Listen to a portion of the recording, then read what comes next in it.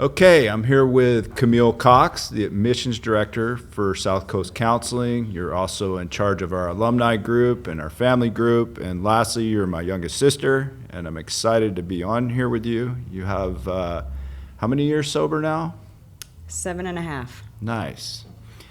And I'm going to ask you a bunch of questions that I already know the answer to, but Okay. for the purpose of our listener, just to tell your story and what a amazing story it is, and a beautiful story, and a story that's healed not only you but a lot of things in our family. So let's start with childhood and your childhood in our household and growing up, and who you were as a little girl and what you look forward to and what that was like. So, childhood was, I remember it. I remember very little. I remember living in a big house and, with mom and dad and you and Jen. And I remember, tromping through the woods. I was pretty tomboyish. In the piney woods of East Texas, Yep, right? Yep.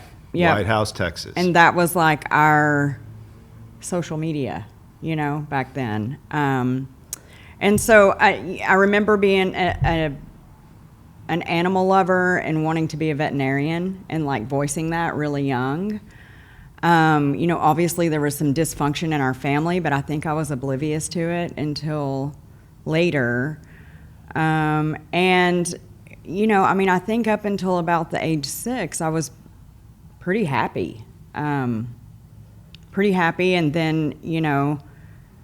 And then about the age 6 is where I can remember like starting to feel not comfortable in my skin and like out of place and I didn't fit in anywhere. I went to school and didn't fit in there. And so up until then, that was my life. I had a pretty good friend, Nathan, that lived behind us, and we walked up and down the creek every day and went swimming in his pool and played Nintendo, and life was simple.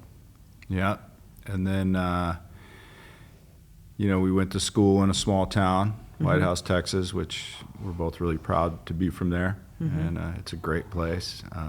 But talk to me about when you didn't feel normal from like age 6 and kind of always felt out of place. Talk to me a little bit about when you started exploring drinking, or maybe seeing drinking around our household, things of that nature.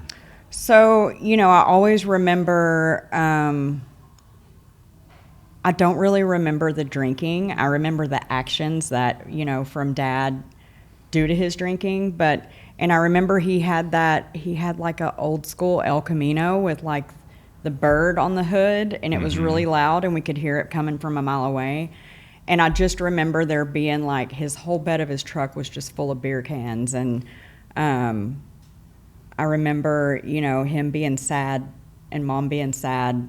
But again, I don't remember much about that. But I do remember going to school and, for about 5 years, I didn't know it then, but I wasn't comfortable. I never felt like I fit in. And then about 7th, 8th grade,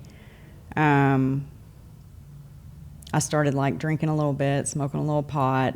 Back then, Freon was the big thing, in White House. We'd go and steal a bunch of Freon and huff it in the woods. And and I remember drinking and immediately feeling like I fit in with my little core, like running buddies, But I also remember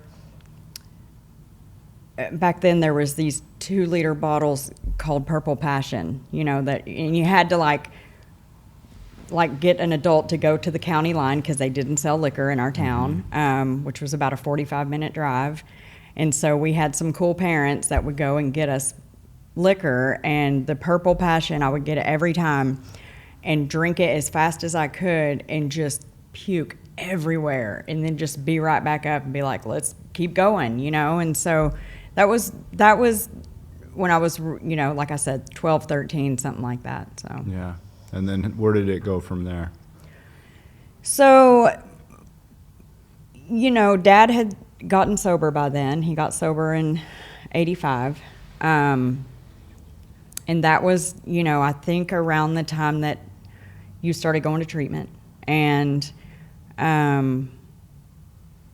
really struggled with that. And I struggled with, there was really no consequences besides vomiting everywhere and maybe blacking out. And so I was like warned and threatened, like, you're going to be where Chris is if you don't get it together. And I was not a very pleasant teenager. I wasn't respectful. I had a very strained relationship with our mother, not so much with Dad. But I think I didn't have any consequences yet, so I didn't think it was a problem. Until one night, I had been in counseling and seeing a counselor, and I told her one day in our counseling session that I thought about suicide. And I don't know if I really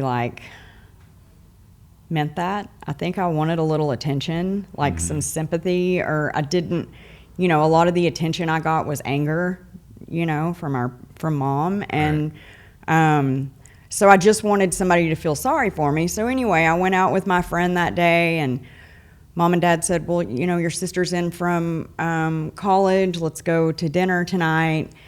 And I was like, okay. So I came home and got ready and got in the back of the car, and they turned around and said, we're going to take you to University Park Hospital for an evaluation, and we're just going to get you cleared, and then, we're going to decide whether or not we're going to ship you off, basically. So, and by then I was like, no, I was just kidding. Wait, you're overreacting. And so I was put on a hold. They did decide to send me to Atlanta. And, I just remember thinking, there's no way out of this except for just to play the role. And that was what, 1990? 92. 92. Mm-hmm. Okay. And that place they sent you in Atlanta was not really treatment like we think about treatment now. No. It was very hardcore, very peer-to-peer. We're going to cut you down until we build you back up type thing. It was not pleasant. It was, and I remember thinking going in, and the lady that I had do my intake, I'll never forget her. Her name was Velvet. And she said, do you believe that you're powerless over alcohol and drugs? And I remember thinking to myself, hell no, I don't. But I said yes, because I knew I wasn't getting out of that. And I knew it was going to be a long journey. And so I just buckled down and did what I had to do for the next 14 months. Because that was pretty much an adolescent lockdown kind of facility. Right. And you were there for 14 months. Mm-hmm. And you were 14 years old. Mm-hmm. Okay. And then, so you got finished with that, and then what was your mindset when you got out of there? You feel like you were a little bit brainwashed? I feel like I was a lot brainwashed.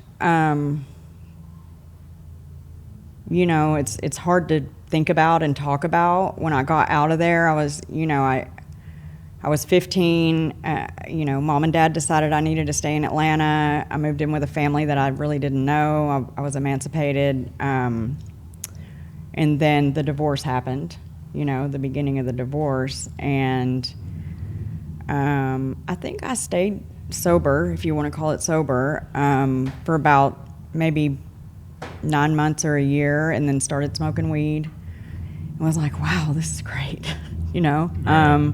And so then I moved back home to Texas eventually and started really, really, really drinking at about 16, I think, and hanging out in White House with all those people that, we knew all those years, the Herrings and, all the White House people. And so about 16, in between 16 and 17 is when I started getting arrested. Let's talk about the first time you got arrested, because I love that story. So obviously it's a small town. There was a guy, Johnny Jackson, that had, gone to school with you, and I'm not a very pleasant drunk. I'm, either the life of the party or literally the exorcist. And that night I happened to be the exorcist. And I was just super drunk, and he was trying to get me to calm down. And, I was threatening, like, Johnny Jackson, I'm gonna tell my brother and my dad, they're gonna come whoop your ass. And it was like clink, you know. Like what we would do that, right? Yeah, So, yeah. So I went to jail, you know. And that was the first time you went to jail. Yeah. And that was in Tyler? White House. That was in White House. Mm-hmm. Okay. Yep. All right, the White House jail. Yep. Okay. Yep. All right. Which is not, it's about as big as this little space over here. Right. Yeah. Okay. And then you got out of there, and then So then I got out. I think I kept getting arrested. I got arrested a few more times. And anyway, by now I was living with Dad and going to, kind of a school for degenerate people that, when I was in straight, when you moved houses, you moved schools. And so I had about, I don't know, nine or 10 high schools on my record, and so I went to a school called Pace, and I was still partying really, really a lot, probably close to daily at this point, or daily. And then I met Jacob's dad and got pregnant, in my senior year of high school. and Jacob's your 27-year-old son, just to clarify. Jacob's that for my everyone. 20, yeah, that's also clean now, and we'll get into that later.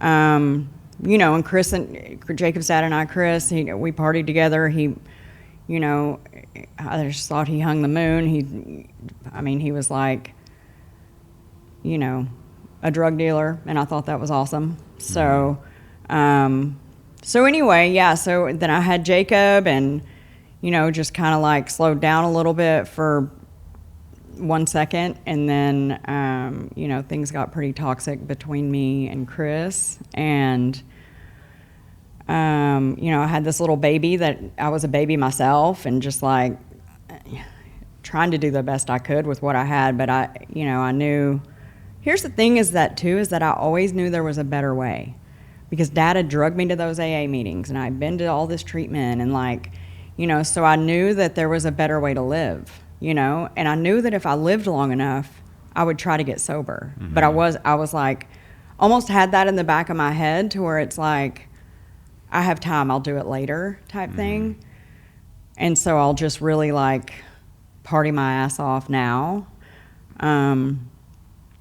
So that, that relationship got really toxic and abusive. And then I met what is now my ex-husband, Ian. Fell madly in love with him, got married, had a short marriage to him, and we had a daughter, Caitlin. And then that, after I had Caitlin and Ian and I separated, I would say that's when things turned from gray to black, I had a wreck one night after I had dropped both my kids off with Dad, and they never spent the night with me again after that night, with good reason.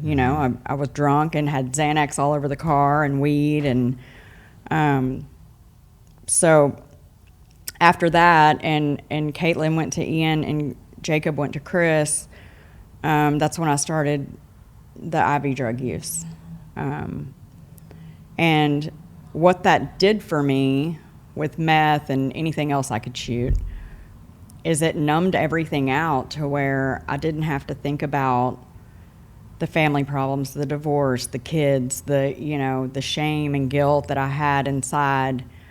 And I started running with some really gnarly people. And by this time, like, Smith County had my number, so I literally couldn't leave the house without getting arrested, and that's no joke. I think I went to Smith County jail like 3 times in 5 days one time, like. So, I caught some pretty serious charges. I I would bond out and then just disappear.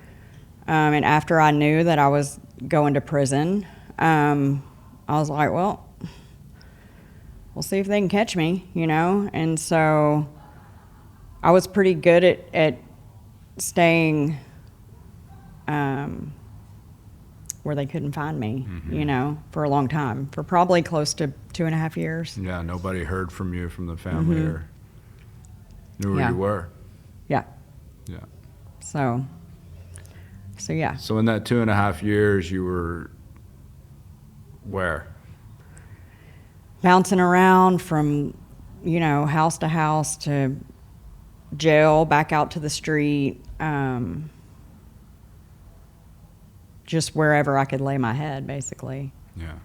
Hung out with some pretty, you know, with drug dealers and so-called friends.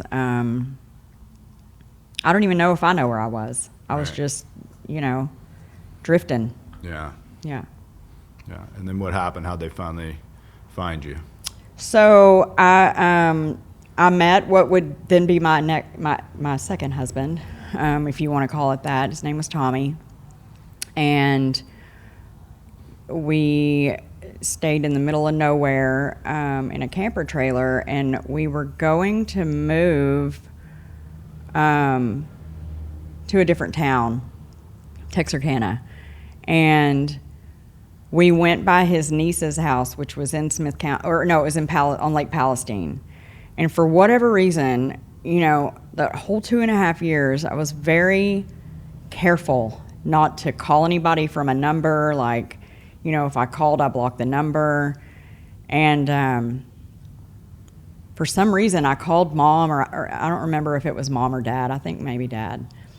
And I didn't block the number, you know. And so, and I was wasted. And so about 2 hours later, the door gets kicked in, and, you know, it's like the SWAT team, like, you know, ripped me up and put me in cuffs, and away I went. So. And our other sister, Jennifer's the one that called She the called, cops? yeah. And let them know the number. Mm-hmm. Okay. And then, so you went off to prison. So I went off to prison, and, you know, I just want to say, like, I now, you know, being in the place I am now, like, I look back and all that stuff that happened, like, I'm at peace with it, because every single situation I use to help others now. And if it wasn't going to be Jen, it was going to be somebody, because my mugshot was plastered all over everywhere in our hometown, like reward, you know, fugitive, Smith County most wanted. And so, you know, it needed to come to an end, and God may have saved me from, I mean, my second husband wasn't the nicest guy in the world. So Yeah, and Jennifer, our sister, wasn't coming from a place of anger or frustration. She was generally worried about you and saw it as a way to get you in a safe situation. So, right. So off to prison I went. Got married in prison.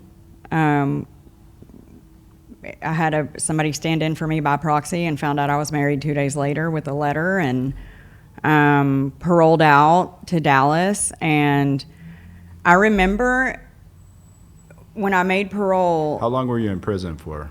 That time of year. Okay. So you spent a year in Texas prison. Okay.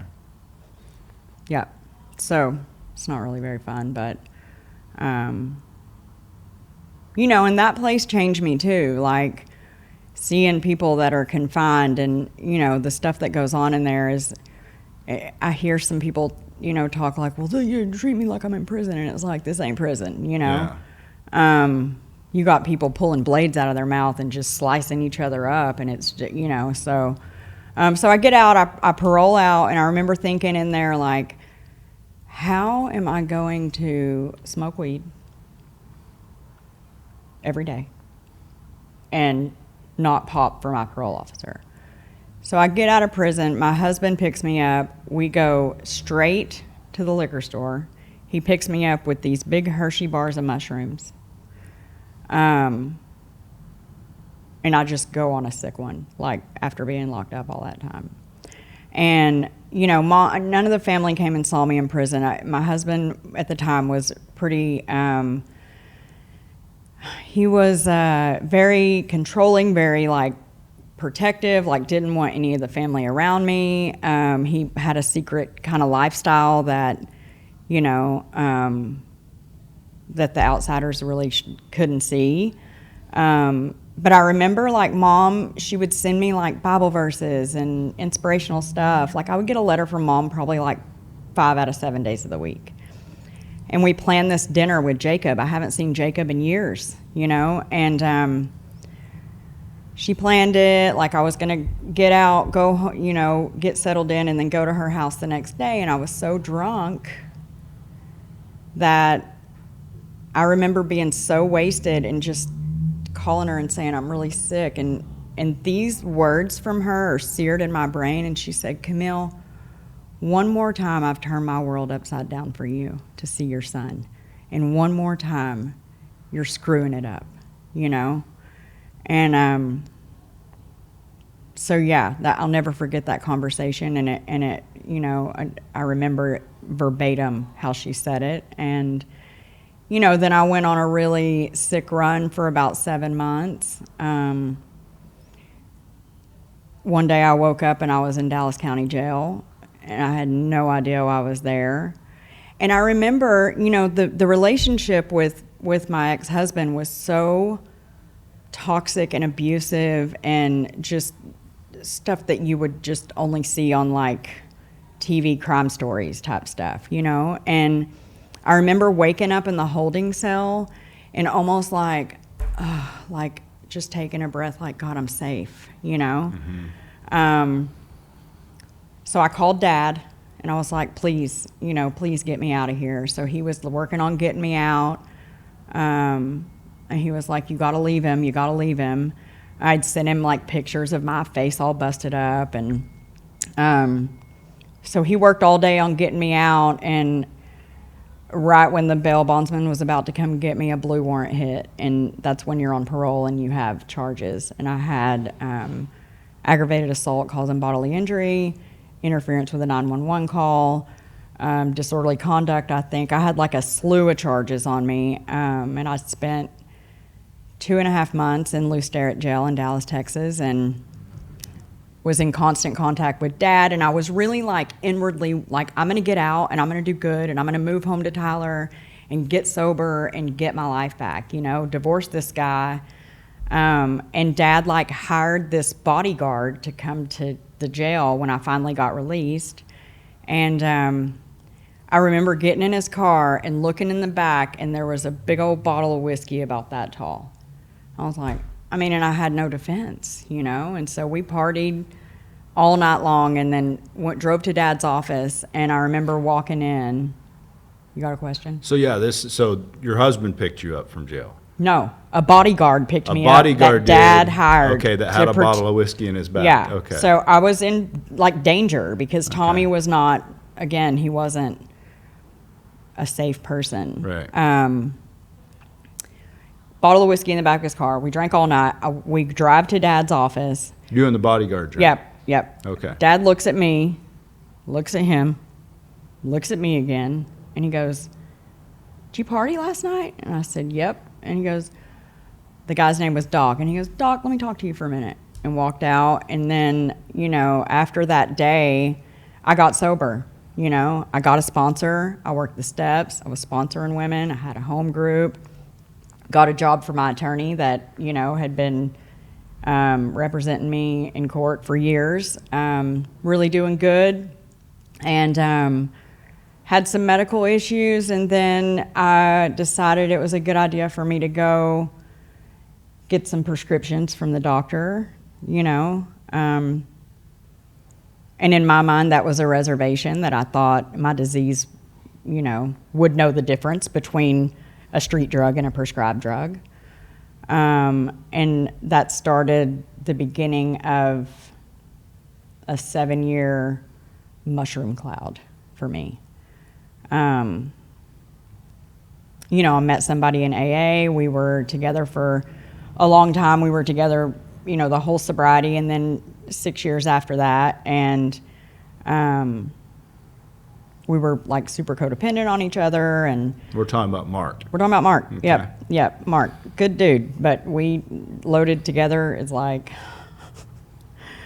anyway. So we would kind of get sober and then not, and then go, and and so this was 7 years of just hell. And it's funny, Mark talks about this one time I was on child support probation, and I had to report once a week. And my report time was about like 1 or 1:30 in the afternoon, something like that. Sweetest lady ever, just the sweetest lady. And she got to where she would breathalyze me every time because I was coming in there just hammered. And so she breathalyzes me one time. I blow a .25. And she said, "Miss Cox, it's not that you're coming in here blowing a .25. It's that you're coming in here talking to me more normal than you've ever talked to me before." And she was like, "Do you have a ride home?" Like she never arrested me until the very end. But, Mark's out there like, "Yeah, I'm her ride," So we leave and immediately go to the liquor store. I just stayed drunk and high for 7 years. And then at the end, I got arrested for not paying child support. In Texas, they'll lock you up for that. And they give you 6 months, and you have to do day for day of that 6 months. So then off to jail I went to the county at the end, too.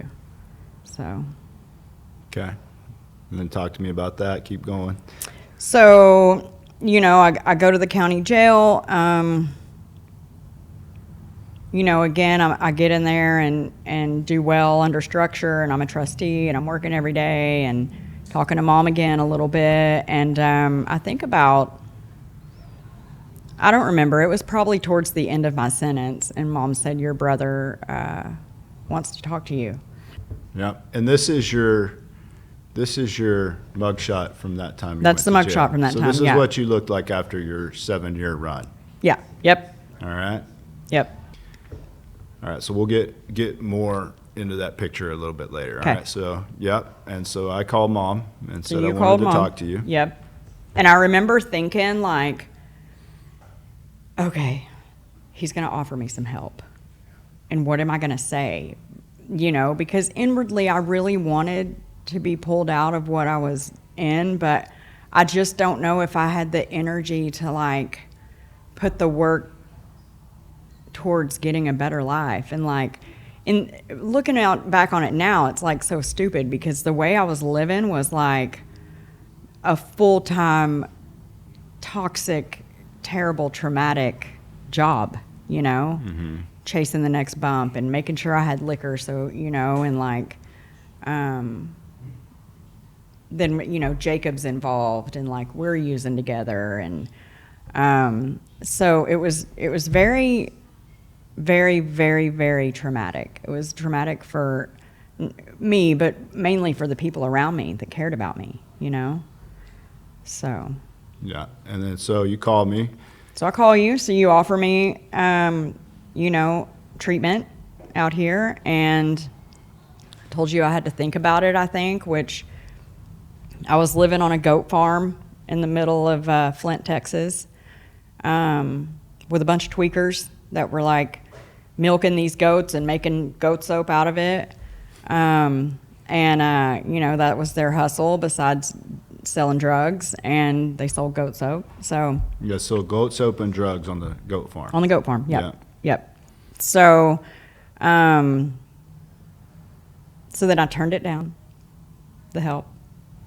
And I remember you telling me, if you don't take this help, it's off the table forever. So the way I remember it is that you originally accepted the help, right? Because I had a couple friends that owned treatment centers, one guy that owned a detox, and then my friend that owned an all-women's treatment center, and they both agreed to help you out and scholarship you. Mm-hmm. And we had it all lined up to go.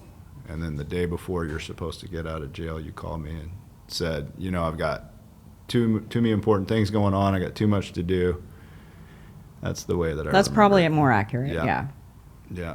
Yeah. And so you called and turned it down. Yeah. Yep. And, as a family member, that was devastating. As someone who's in recovery and understands addiction, it was I understood it, you know, so. And then so mom picked me up 6 a.m. after 6 months, and I was drunk by 10 a.m., you know. And by 6 p.m. I had a needle in my arm. Right. So it went that way for the next 3.5 weeks. I had all these good intentions of like getting my ID and my social security card, and like I was gonna really like do big things, like get proper identification, you know.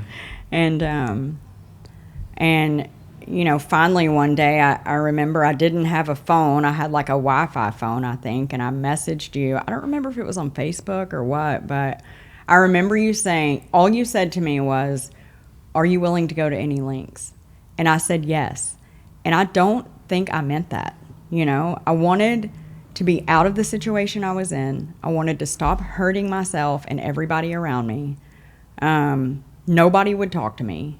You know what I'm saying? Like, everything was,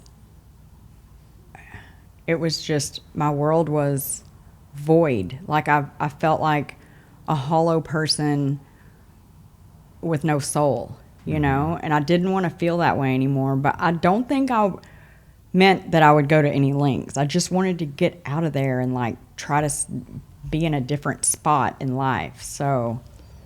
And you had 2 really cool boxers. Yeah.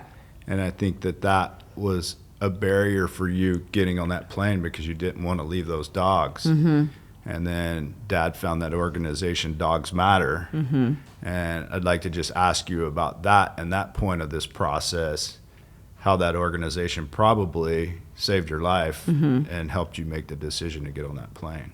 So I was, you know, Dad did get connected with Stephen, but it was actually Mark Dawson that found Dogs Matter. Oh, and I'd been talking to them for the whole since I'd been out of jail.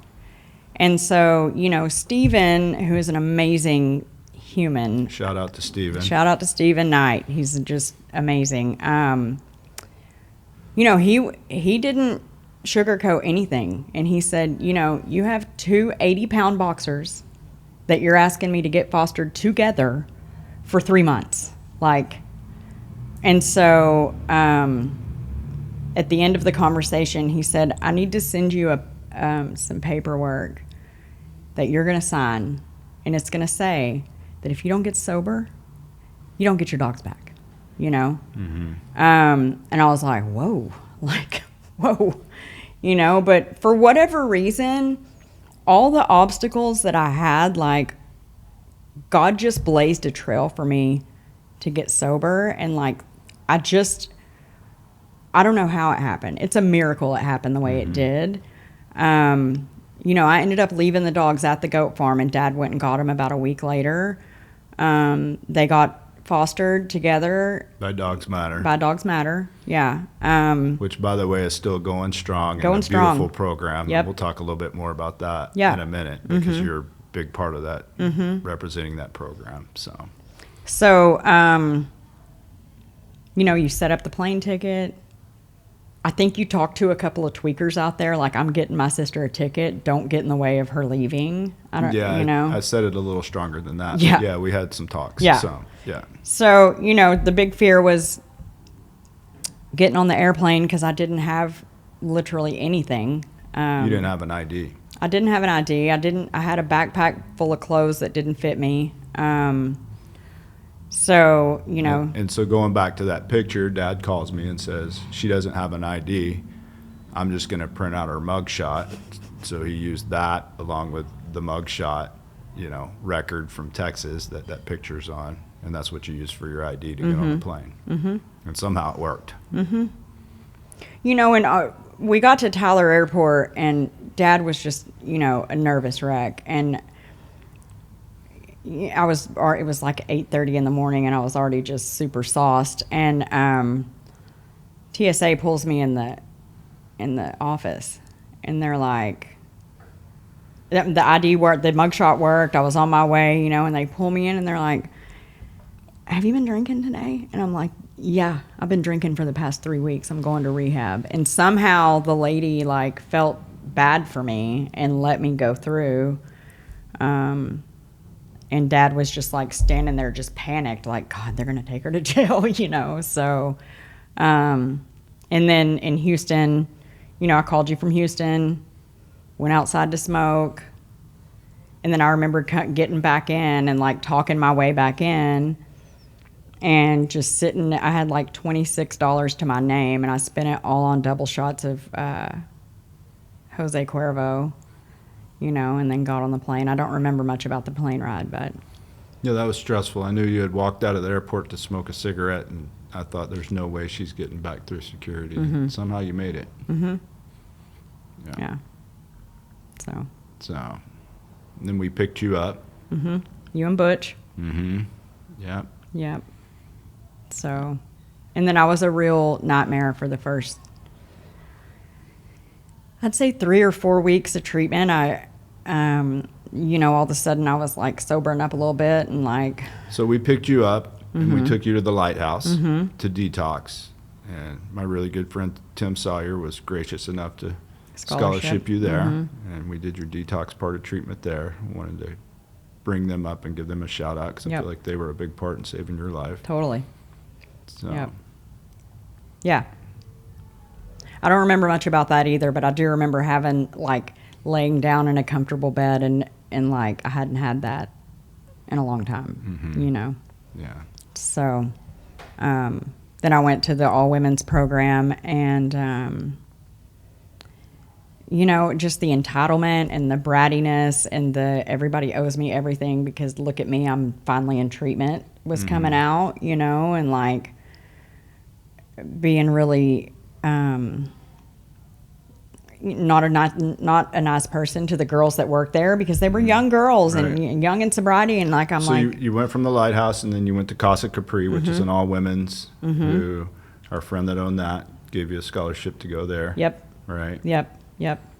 So beautiful program, beautiful, you know, it saved my life. And I remember, you know, them calling you whenever I was having a moment and I was having tantrums like on a daily basis and you'd talk me off the ledge. And then one day I was like serious, like I was about to walk back to Texas and I don't know, it was one thing that you said to me on the phone that day, and you said, Camille, you know, it's not really about how you feel right now, it's what you do. And like, of course you're going to feel angry and mad and sad and hurt and, you know, all those things. And I don't know, you know, something about that statement clicked with me.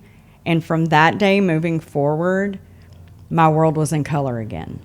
And like, you know, I started like taking some direction and humbling myself and like getting a sponsor and really like diving into some of the stuff that like that I was avoiding and that I thought was going to be so hard. And I just like sometimes 1 minute at a time did, you know. And pretty soon I wasn't thinking about getting loaded anymore, you know. And I was thinking about the future and like that I could really do this. And like then, you know, we went to, you picked me up one day for lunch and then you told me we're going to meet Jen.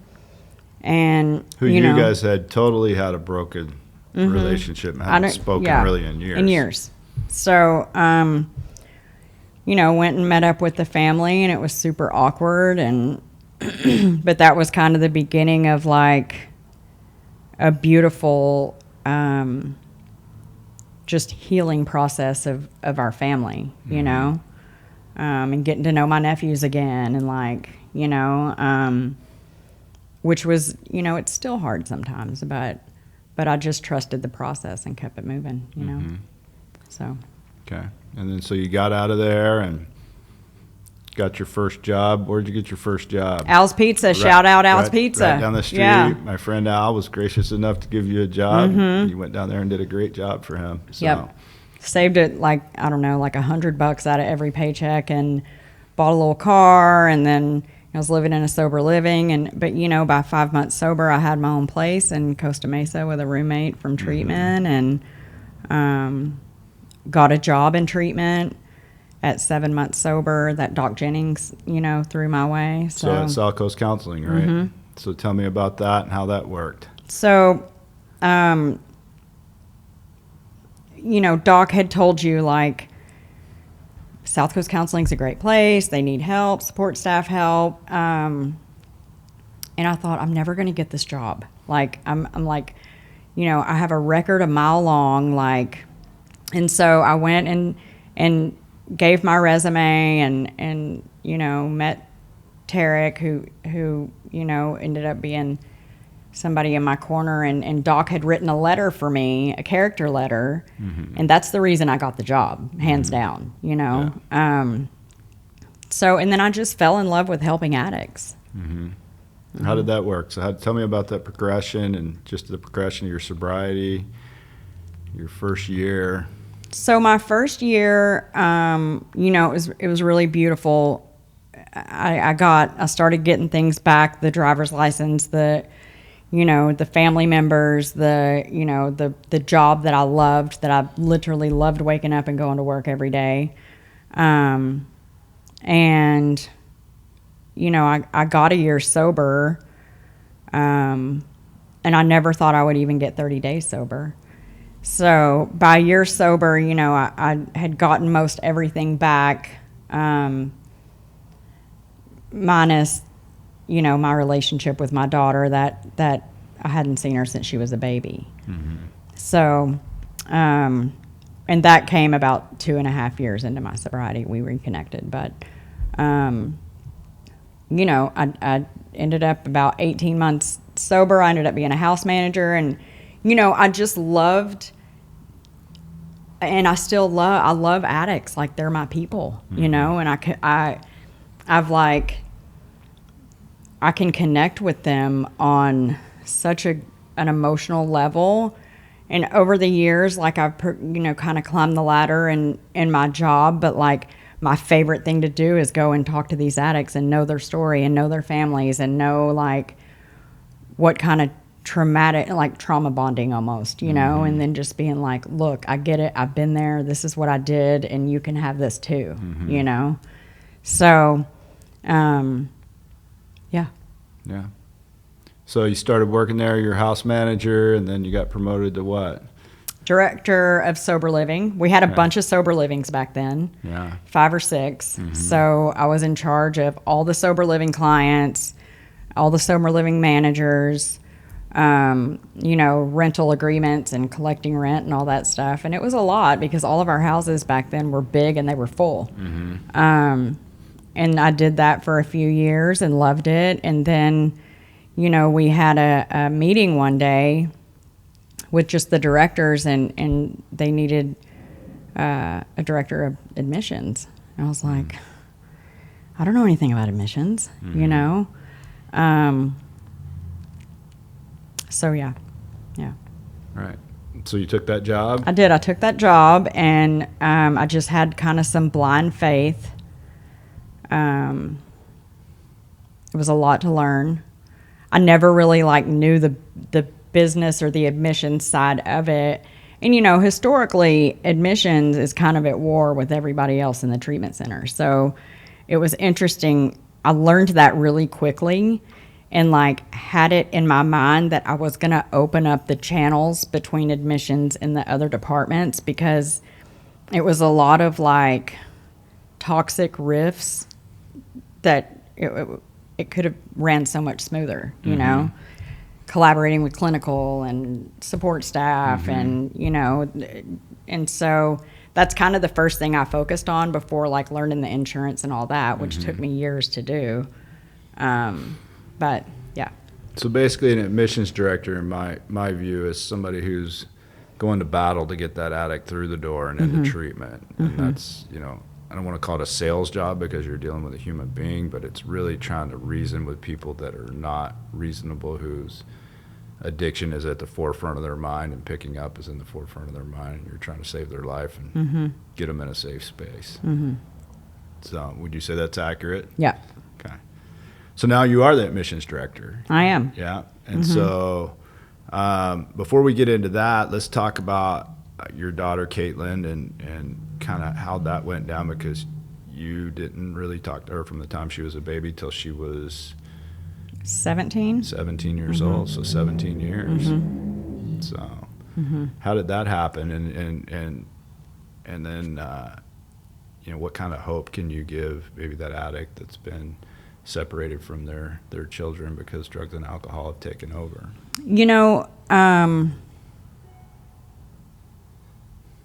I never knew if I was going to be reintroduced to her. And somebody had, her stepmom adopted her, and I was, doing my thing for all those years. So I would have understood if they never wanted me or she never wanted to see me. And so I think Jen got the call that they were going to be in California and they wanted us to meet. Mm-hmm. And so, it was beautiful and it was scary and it was amazing and it was scary. Yeah. So we all met over at Jen's, and I remember I had just started dating Aaron, and so he wasn't there, but he dropped me off, and she came there, and I just remember thinking, like, God, she's so beautiful, and and then after meeting her and all the, guilt and shame and mom shame, which I still battle with today, she was pretty guarded. Jacob was there also, and we just hung out. And then, I remember telling Jen, please get pictures with us together. Please, please, please. I've been dreaming of this. And then I got her number, and then, we started kind of rebuilding our relationship. Mm-hmm. And the hope that I can share is that people, my sponsor and people in the program used to always tell me, if you just do the right thing, this thing will work out, And I was like, oh, but you don't really understand, the damage I've done. Mm-hmm. But it worked out. And, we've spent Christmases together, and, I was able to, meet her in Vegas for her 21st birthday and, take her to some shows and, kind of rebuild that relationship, which obviously we missed 17 years of her life. She's 22 now. It's going to be a lifetime journey. Right. But I can remember, in the beginning of my sobriety, wondering, am I ever going to be able to just text her or look at her Instagram story or have any kind of communication other than what Mom and Jen tell me, Yeah. And then, so today, you're the admissions director of South Coast Counseling. I want to ask you a little bit about, you've obviously been working here for most of your sobriety since you were 6 months sober, and you're coming up on 8 years pretty soon. What's special about South Coast Counseling? Why do you love working here so much? What's the difference in South Coast Counseling and maybe other places? This may sound kind of weird, but there's a spirit in that house. That house has been there a long time, since 1968. Yeah. And COVID kind of put a wrench in things, as far as the alumni. But, we have an alumni meeting on Wednesdays that if you are to come and sit in that meeting, which everybody's welcome, we have alumni coming back. We got standing room only now. And it's people leave that meeting feeling wow, the connection in that house specifically with these clients and these staff. I felt it immediately when I got there, and we had the big alumni meeting back then too. And that's special. I even there's this one guy that comes back every week, and he did detox res with us and then left, and he said, I come back here on Wednesday and I bring people here on Wednesday to see what kind of spirit and special bond we have here, because you don't see this anywhere else. Mm-hmm. And I believe that with my whole heart. I did venture off and worked at another center for a little bit at one time. You lasted what, 8 months away? 6. 6 months away. Yeah. ended up coming back. So, yeah. Okay.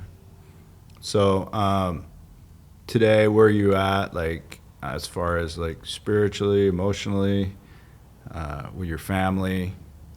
So today,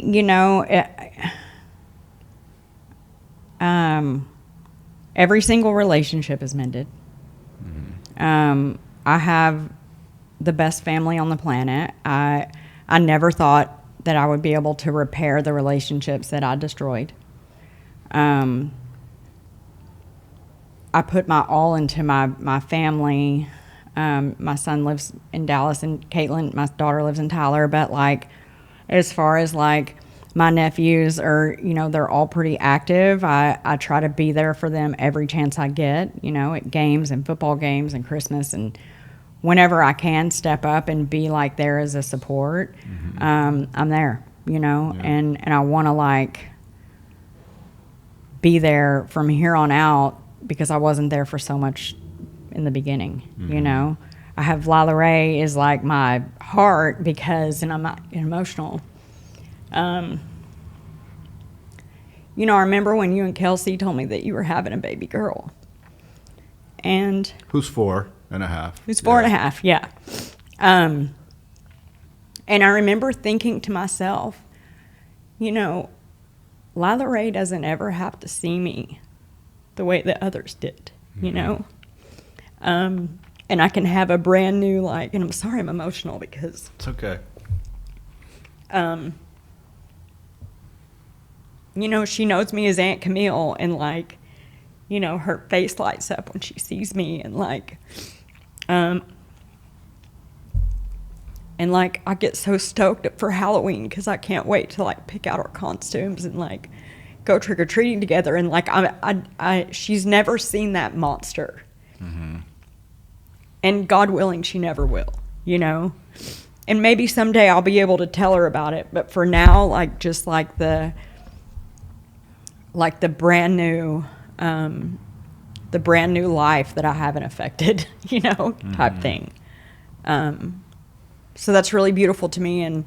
And, Zachy too, he probably remembers me not being around, but I don't think hopefully he doesn't remember anything too traumatic. I know Joey does, and James and Robbie. Yeah. Right.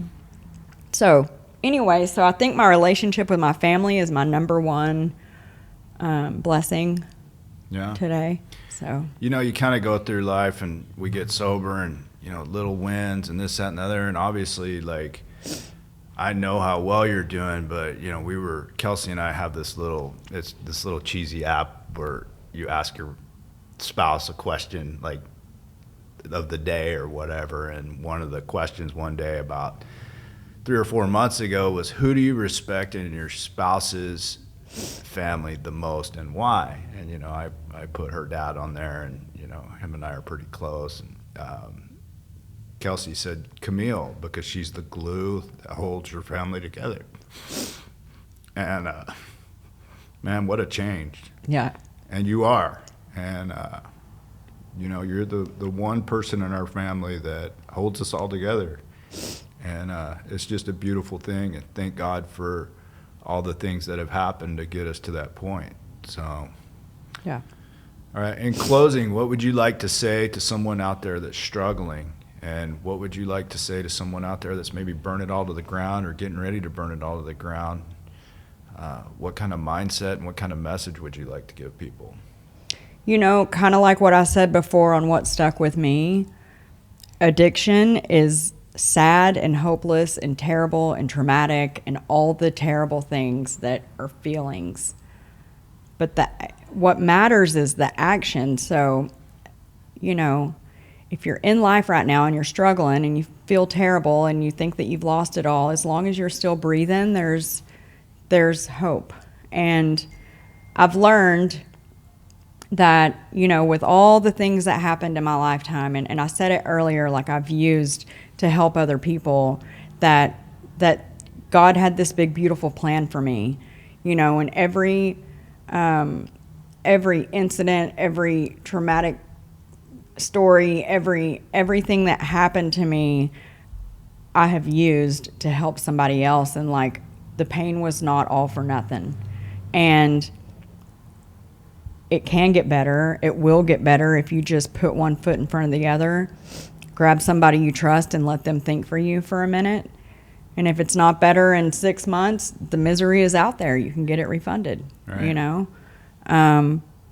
But if I can do it, anybody can do it. And if you can just give your all to recovery, I promise you the results will come. Awesome. All right. Well, I'm so proud of you. Thank you. I love you. I love you. And thank you for coming on. Thanks.